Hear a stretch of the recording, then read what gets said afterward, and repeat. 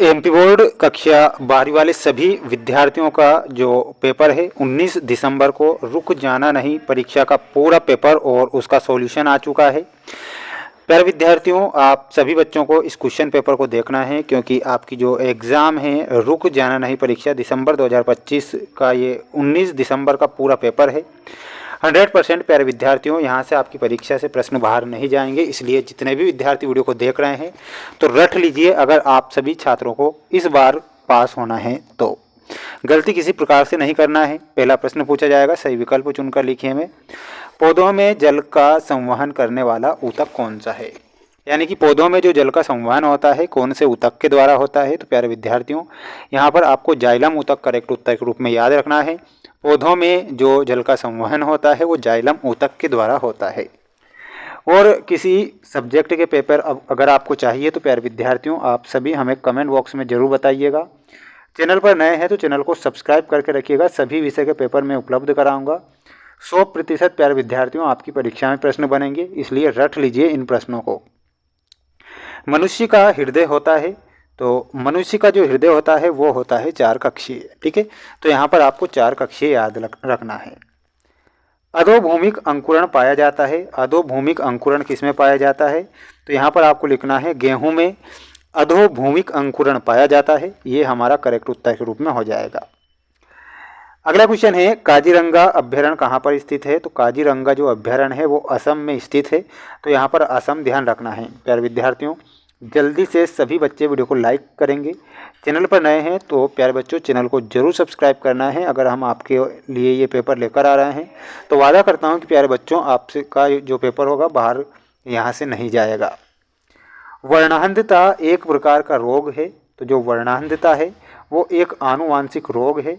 तो यहाँ पर आपको लिखना है आनुवांशिक। अगला क्वेश्चन बता देता हूँ। पूरा का पूरा पेपर आ चुका है और 100% प्यारे विद्यार्थियों आपकी परीक्षा में यहाँ से प्रश्न बनेंगे। रक्त एक ऊतक है। तो यहाँ पर आपको लिखना है रक्त एक तरल संयोजी ऊतक है। कैसा है? यहाँ पर लिखिएगा तरल संयोजी। ठीक है, तो यहाँ पर आपका तरल संयोजी ऊतक लिखना है। नेक्स्ट देखिएगा, आलू एक रूपांतरित है। तो आलू एक रूपांतरित क्या है? तो ये एक तना है। ठीक है, जड़ों का निर्माण होता है। तो जड़ों का जो निर्माण होता है वो होता है मूलांकुर से। किससे होता है?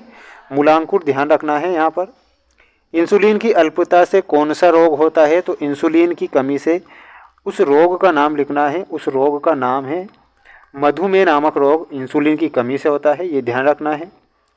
खमीर एक है। तो खमीर क्या है? खमीर हो जाएगा एक कवक। ठीक है, तो यहाँ पर आपको कवक लिखना रहेगा। स्क्रीनशॉट ले लीजिए। 100% प्यारे विद्यार्थियों ये पेपर में आएंगे और आप सभी बच्चों को कमेंट बॉक्स में जय हिंद का मैसेज करना है, जितने भी बच्चे वीडियो को देख रहे हैं प्यारे विद्यार्थियों।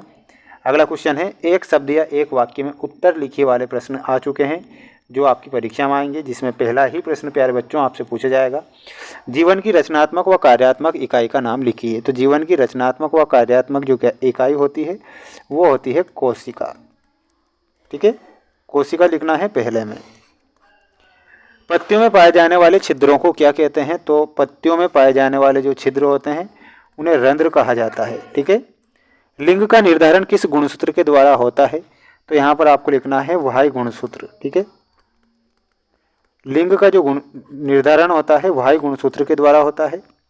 किस विटामिन की कमी से स्कर्वी रोग होता है? तो यहाँ पर लिखना है सभी विद्यार्थियों को, और वो हो जाएगा विटामिन सी। मलेरिया रोग के परजीवी का नाम बताना है। तो इसमें आपको लिखना है प्लाज्मोडियम। क्या हो जाएगा?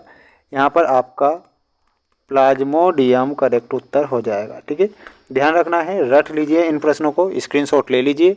100% प्यारे विद्यार्थियों यहाँ से आपकी परीक्षा में प्रश्न बनेंगे और परीक्षा से यहाँ से पेपर बाहर नहीं जाएगा, इसलिए ध्यान से देख लीजिए। समय आपके पास अब बचा नहीं है, इसलिए जल्दी से आंसर याद कर ही लीजिए। राइबोसोम प्रोटीन का निर्माण करते हैं, सत्य सत्य में। तो प्यारे विद्यार्थियों ये बिल्कुल आपका सत्य हो जाएगा। वृक्क उत्सर्जी अंग है। तो प्यारे विद्यार्थियों ये गलत होगा।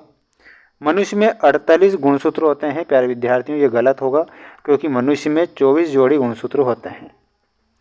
ध्वनि की तीव्रता को मापने की इकाई डेसिबल है। ये बिल्कुल सत्य है।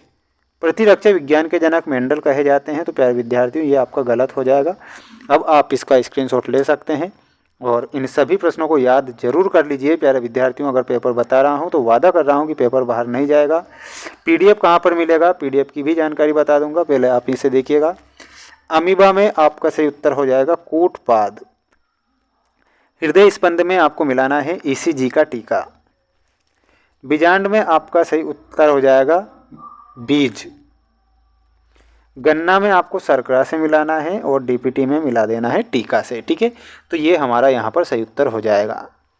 इसके बाद में प्यारे बच्चों ये सेक्शन बी है जिसमें आपको ये प्रश्न दिए जाएंगे। ये पूरा पेपर है, आप देख सकते हैं। इसका पीडीएफ अगर आपको चाहिए तो प्यारे बच्चों मैं आपको बता देता हूँ। मेंस एजुकेशन ऐप हमारा ऐप है जिसकी लिंक मैंने डिस्क्रिप्शन में दे रखी है। तो प्यारे विद्यार्थियों, आपको मेंस एजुकेशन ऐप पर सभी विषय के पेपर उपलब्ध हो जाएंगे और 4 सेट पेपर वहां पर आपको देखने को मिलेंगे। चारों सेट पेपर अगर आपने याद कर लिए तो प्यारे विद्यार्थियों, दुनिया की कोई ताकत आपको फेल नहीं कर सकती, क्योंकि ये चारों सेट पेपर हमारे द्वारा बनाए गए मोस्ट इम्पोर्टेंट है, जो कि हम रुक जाना नहीं परीक्षा के लिए बनाते हैं। ठीक है, मिलते हैं नेक्स्ट वीडियो में। जय हिंद।